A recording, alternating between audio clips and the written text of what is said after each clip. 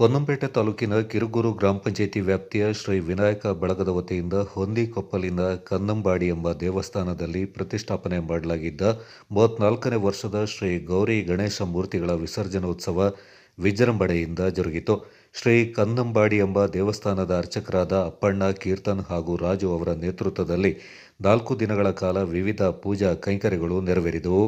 ಮಂಗಳವಾರ ಸಂಜೆ ಶ್ರೀ ವಿನಾಯಕ ಬಳಗದ ಅಧ್ಯಕ್ಷ ಅಭಿಷೇಕ್ ಅವರ ಮುಂದಾಳತ್ವದಲ್ಲಿ ವಿದ್ಯುತ್ ದೀಪಾಲಂಕೃತ ಮಂಟಪದಲ್ಲಿ ಶ್ರೀ ಗೌರಿ ಗಣೇಶ ಮೂರ್ತಿಗಳನ್ನು ಕುಳ್ಳಿರಿಸಿ ಗ್ರಾಮದಲ್ಲಿ ಅದ್ದೂರಿಯಾಗಿ ಡಿಜೆ ಮತ್ತು ಸಿಡಿಮದ್ದು ಪ್ರದರ್ಶನದೊಂದಿಗೆ ಮೆರವಣಿಗೆ ನಡೆಯಿತು.